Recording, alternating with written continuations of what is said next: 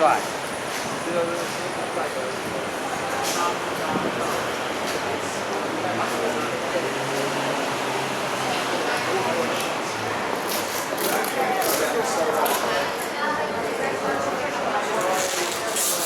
No, we've had loads of paper. I can't even look. Last night?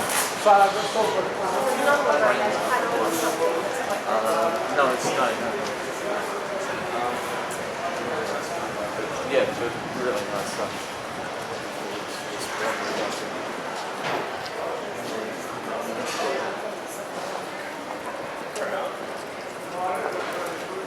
Quite fun to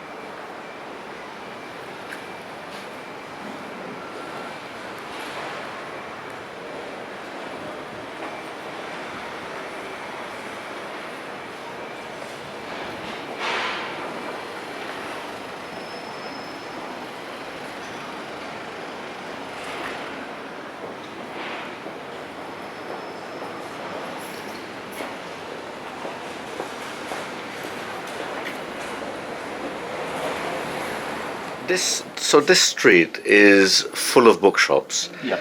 Do you know when it dates back to approximately? I've read that it's about 300 years old or longer. The street is very old. I mean,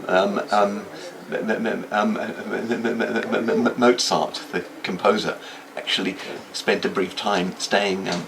Really? A place in this street. Yes. That's incredible. Yeah. But it hasn't always been bookshops. In fact, the bookshops relatively recent, historically. Around the beginning of this century, around the time Watkins set up, Watkins was one of the first bookshops.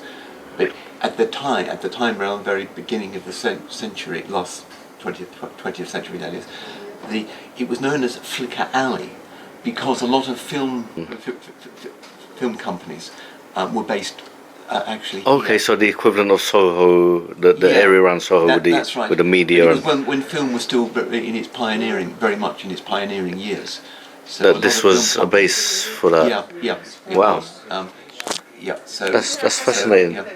So, What do you think about the future for this street? Is it still going strong? Are people still, and also the future for this shop? Because I understand that it did close for a while. It did go, into bankruptcy, if that's the correct word. Yes. And then somebody from America took it over, Yes. from what I understand. Yeah. And is it still likely that may happen again, or do you think it's strong now with people patronizing the shop? What the new owner has done is to increase the publicity quite a lot. Plus, coupled with that, we get the effect of the Harry Potter effect, if you like. A lot of tours are actually directed down Cecil Court now, precisely because of that. Because Cecil Court is the inspiration for Diagon Alley in the Harry Potter books, you see. So that has been, I think, quite a significant factor. And whereas Cecil Court was off the beaten track before, people would go up down Charing Cross Road and St Martin's Lane, but they just didn't bother to walk down Cecil Court. Now they're actually directed down Cecil Court. So that's a big, a huge difference. Another factor is that many of the bookshops here would really struggle because the margin on either new or second-hand books is not great. But the Cecil family, who own Cecil Court basically, they are very much in favour of keeping the shop, keeping the street in its original style, specialist bookshops. So they charge actually pretty low rents.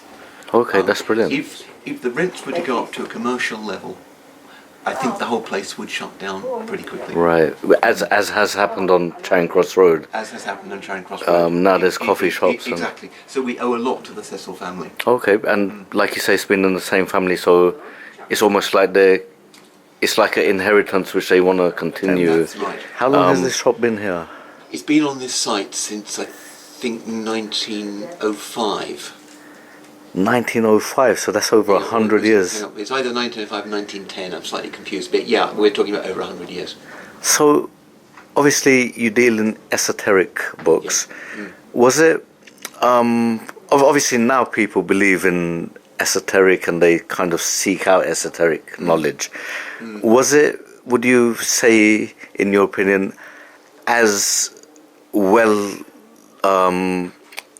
researched or looked out for in the times that it was open, or was it like a secret knowledge, these kind of books? Would you say? Well, it's always, there's always that sort of mystique to it, so to speak. People have an idea that there is secret knowledge and that sort of thing. And actually, when the shop started, it was linked to some sort of esoteric groups, the Golden Dawn, for example, which claimed to have sort of secret knowledge of their own.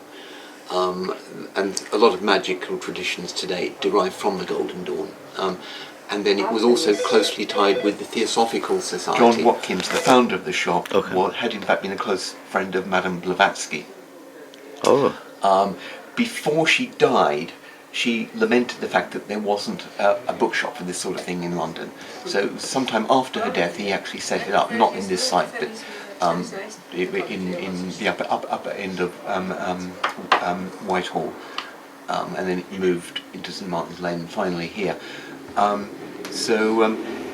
Anyway, so he had close links with a number of occult sort of societies, Theosophical Society, the Golden Dawn, and he was quite close with some Jungian psychologists of the time. In fact, even Jung himself had one of his books originally published by Watkins, a book called The Seven Sermons to the Dead. Again, a slightly fringy sort of thing. Jungians are more open to this sort of thing than others. So Watkins has been a sort of focus for that sort of thing for quite a long time. And yes, there is a sort of a mystique of hidden knowledge and that sort of thing. Actually, Alan Watts, in his autobiography, I forget what he's called now. Anyway, his autobiography has a chapter on Watkins, and the chapter is entitled The University of Lost Knowledge. Okay, that's fascinating. I'm going to have to seek that out now. Yes, and he was a friend of Geoffrey Watkins, the son of John Watkins. That's incredible. So thank you for giving a brief history. So thank you for your time, Sure. Jeremy. Yes. How many years have you been here? 25 years. Wow. So you're a fountain of knowledge of not just Cecil Court, but of this bookshop as well. Yeah. So thank you very much. God bless you. Good. Thank you. Okay, Thank you. thank you. Thank you.